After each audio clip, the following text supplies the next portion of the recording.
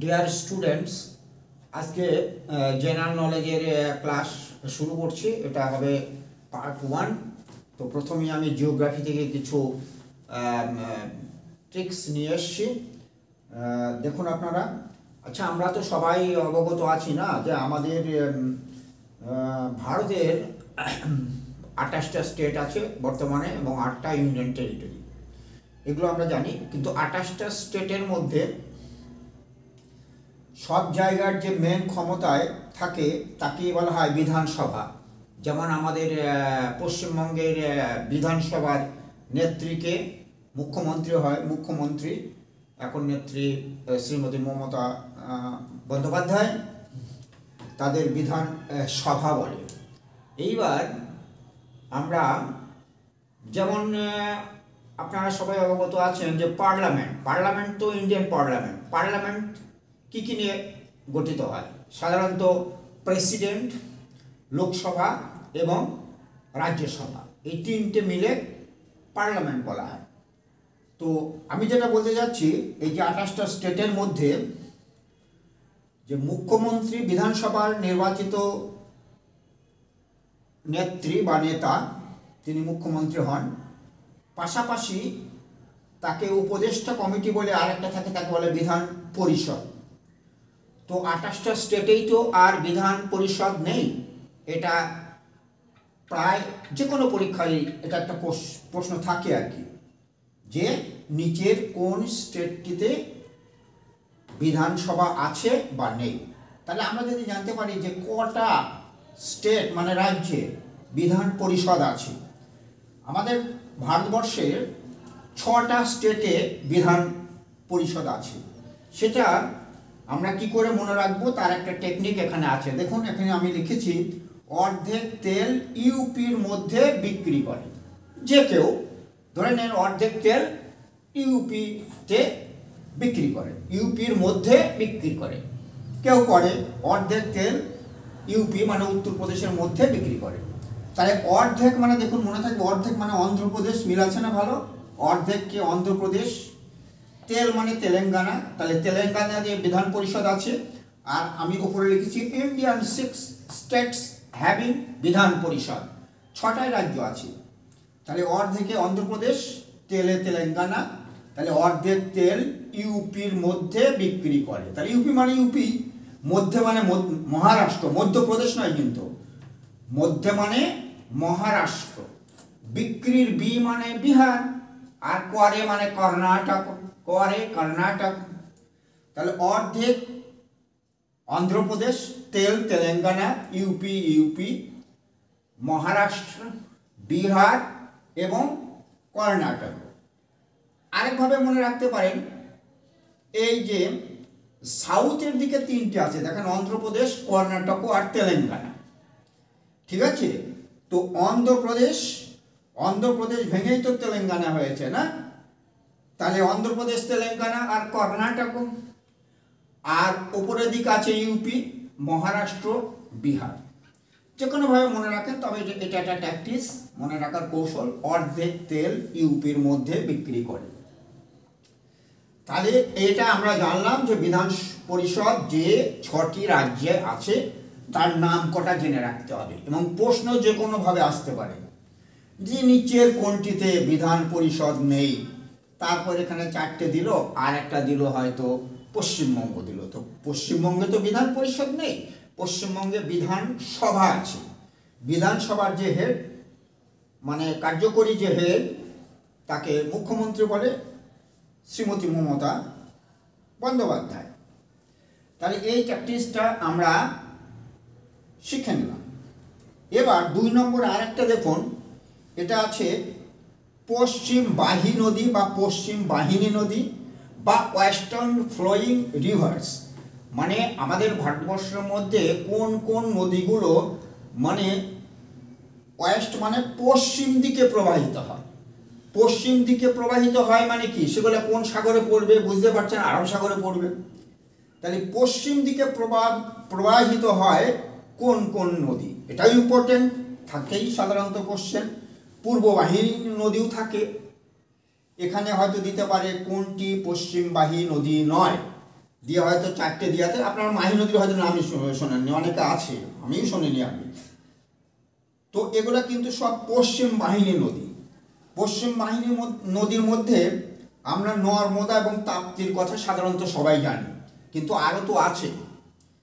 তাহলে সেই পশ্চিম বাহিনী নদী মানে ওয়েস্টার্ন ফ্লোয়িং রিভার্স, এরও একটা টেকনিক, একটা বাক্য তৈরি করেছে। দেখুন, নাস্তার মধ্যে লুচি ঘি। আমরা যেটা নাস্তা খাই না, নাস্তা সকালবেলা যেটা খাই নাস্তা, বাংলাদেশে তো আবার 8টা 9টা দিয়ে ঘরে ঘরে নাস্তা খায়। তাহলে নাস্তার মধ্যে লুচি ঘি। তাহলে নাতে নর্মদা, সতে সবরমতী। দেখুন, নাতে নর্মদা, সতে সবরমতী, তারে তাপ্তি, নাস্তা। এখানে 3টে নদী আছে, নর্মদা, সবরমতী, তাপ্তি। এগুলো সবই কিন্তু পশ্চিম দিকে প্রবাহিত হয়। আর মধ্যে মানে মাহি, মধ্যে হচ্ছে মাহি নদী একটা আছে না, মাহি নদী। লুচি মানে তো লুনি, এটা অনেকটা মিল আছে, লুচি ঘি। লুচি মানে লুনি, ঘি মানে ঘরঘরা, ঘি মানে ঘরঘরা। তাহলে এই নদী কটা বিশেষত পশ্চিম দিকে প্রবাহিত হয়, সেই জন্য এই নদী কটাকে বলা হয় ওয়েস্টার্ন ফ্লোয়িং রিভার্স। আবার লুনিকে নিয়ে অনেক কাহিনী আছে। লুনি তো রাজস্থানের একমাত্র নদী, আমরা জানি রাজস্থানের সবচেয়ে যে ইম্পর্ট্যান্ট নদী হচ্ছে লুনি, এবং এটাকে বলা হয় অন্তঃসলীলা, অনেকে বলে মাটির নিচের দিকে চলে গেছে। এই নদীটার আর একটা বিশেষত্ব আছে, সেটা আমি পরে বলছি। তো এই যে পশ্চিম বাহিনী নদী কটার নাম আমরা জেনে রাখলাম, এবং পূর্ববাহী নদী। পূর্ববাহী নদী সবাই জানি আমরা, যেগুলো সাধারণত আমাদের বঙ্গোপসাগরে পড়েছে বা বে অফ বেঙ্গলে পড়েছে যেগুলো, সেটা কি? সেটা মহানদী, গোদাবরী, কৃষ্ণা, কাবেরী। তো ছন্দের আকারেই অনেকের মনে আছে, মহানদী, গোদাবরী, কৃষ্ণা, কাবেরী। এই 4টেই দক্ষিণ ভারতের নদী বলা হয়। এই নদীগুলোকে মহানদী, গোদাবরী, কৃষ্ণা, কাবেরী। এই গোদাবরীকে আবার বলা হয় দক্ষিণ ভারতের গঙ্গা। গঙ্গা তো আমাদের ভারতের সবচেয়ে বড় নদী না, সবচেয়ে বড় নদী। আরেকটা নদী আছে ব্রহ্মপুত্র, সে পরে আলোচনা হবে। কিন্তু এই গোদাবরী নদীটা এতই বড় দক্ষিণ ভারতের মধ্যে যে এর একটা স্পেশাল নামকরণ হয়েছে দক্ষিণ ভারতের গঙ্গা, গোদাবরী। অনেকে কাবেরী বলে, কাবেরী নয় কিন্তু, ভালো করে জেনে রাখুন, গোদাবরী। গোদাবরী নদীটিকে বলা হয় দক্ষিণ ভারতের গঙ্গা। তো পূর্ববাহী নদীগুলির নাম তাহলে আমরা জানলাম, মহানদী, গোদাবরী, কৃষ্ণা, কাবেরী। এই নদীগুলোর উপর আবার অনেক বাঁধ দেওয়া আছে, সেটা বাঁধ নিয়ে যখন বলবো, ড্যাম ড্যাম দেওয়া আছে, ড্যামের কথা এখন পরে আসছি। এবার আসছি অন্তবাহী নদী। একটু আগে যেটা বলছিলাম লুনি নদী না, এটা হচ্ছে অন্তবাহী নদী বা অন্তর্বাহিনী নদী, মানে ইন্টারনাল। এটা পশ্চিম দিকে আরব সাগরেও পড়বে না, পূর্ব দিকে বঙ্গোপসাগরেও পড়বে না, বা বে অফ বেঙ্গলেও পড়বে না, অ্যারাবিয়ান সিতেও পড়বে না। তাহলে পড়বে কোথায়? পড়বে না কোথাও, ওই ভারতের মধ্যেই তৈরি হয়েছে, রাজস্থানের ওইখানে। আবার ভারতই এর শেষ। তো সারা বছর জল থাকে না, জল যখন বৃষ্টির জল হয় তখন জমে, আবার যখন ওখানে বালি আর বালি, সেই বালিতে শুষে নেয় জল, তার মানে ভেতরে, সেই জন্য এটাকে বলা হয় অন্তর্বাহী নদী, লুনি। তো ওখানে অপশন দেওয়া আছে নর্মদা, গোদাবরী, লুনি, কাবেরী। তো অন্তর্বাহী নদী কোনটা হবে?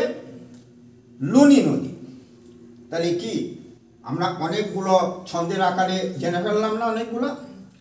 আর এখানে 6টা স্টেটের কথা বলেছি। আচ্ছা, কটা স্টেট আছে বলুন তো বর্তমান আমাদের?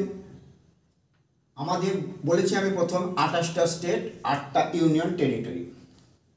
ঠিক আছে, এবার দেখুন এই জিনিসটা দেখুন, এটা একটা গ্লোবের মতো। গ্লোব তো আমরা কল্পনা করি পৃথিবীটা একটা গ্লোবের মতো, তাই না?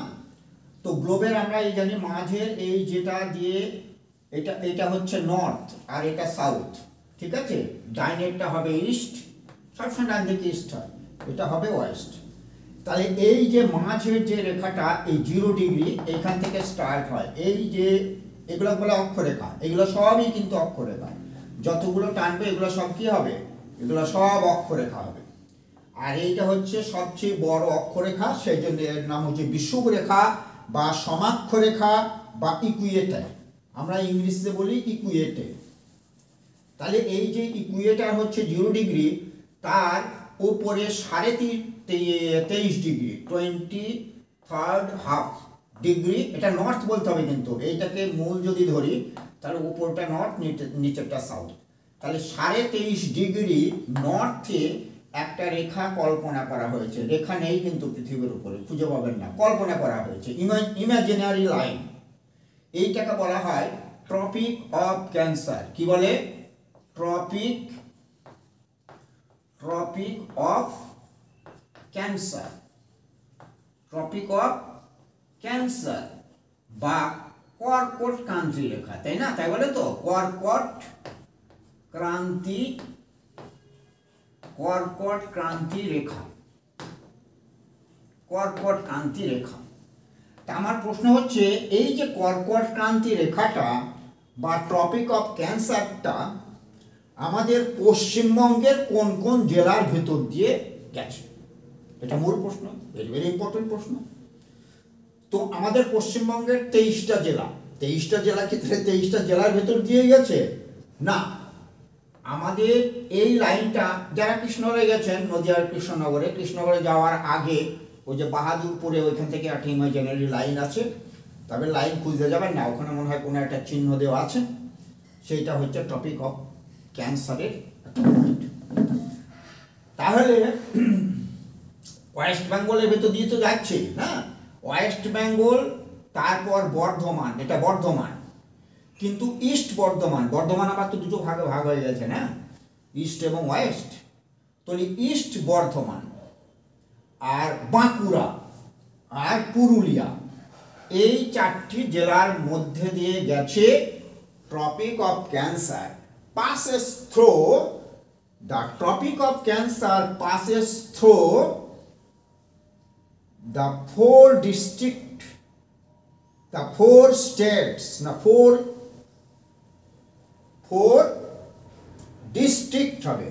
তাহলে এখানে নদিয়া হবে, এটা ওয়েস্ট বেঙ্গল না, এটা নদিয়া। তার মানে নদিয়া জেলার পূর্ব বর্ধমান, বাঁকুড়া এবং পুরুলিয়া, আগে একটা ভুল বলেছি, এখানে ওয়েস্ট বেঙ্গল লিখে ফেলেছিলাম। ওয়েস্ট বেঙ্গলের কোন কোন জেলার ভিতর দিয়ে গেছে? তো 4টি জেলার ভিতর দিয়ে গেছে না, নদিয়া, ইস্ট বর্ধমান, বাঁকুড়া এবং পুরুলিয়া। এই যে ট্রপিক অফ ক্যান্সার কত 23.5 ডিগ্রি নর্থ বলতে হবে, কিন্তু সাউথ বললে আবার মকর ক্রান্তি রেখা হয়ে যাবে নিচের দিকে। তো এই যে 23.5 ডিগ্রি সাউথ, এটাকে বলা হয় ওই ট্রপিক অফ ক্যাপ্রিকর্ন,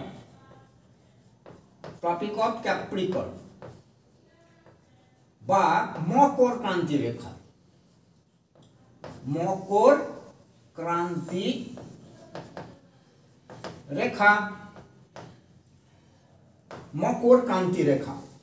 এটার তো কোনো প্রশ্নই নেই, এটা নিচের দিকে, ভারতের কোনো এর সঙ্গে কোনো সম্পর্ক নেই। শুধু ট্রপিক অফ ক্যান্সার বা কর্কট ক্রান্তি রেখা যেটা, সেইটা আমাদের ওয়েস্ট বেঙ্গলের 4টি জেলার ভেতর দিয়ে গেছে। এটা মনে রাখতে হবে, নদিয়া, পূর্ব বর্ধমান, বাঁকুড়া, পুরুলিয়া, ওয়েস্ট বেঙ্গল এর এই 4টে দিয়ে গেছে। আমাদের শুধু এইটা মনে রাখলেই হবে।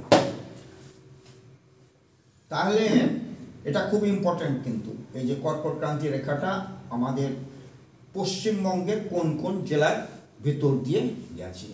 The topic of cancer passes through 4 districts in West Bengal. The districts are Purulia, Bankura, East Burdwan and Nadia. Thank you.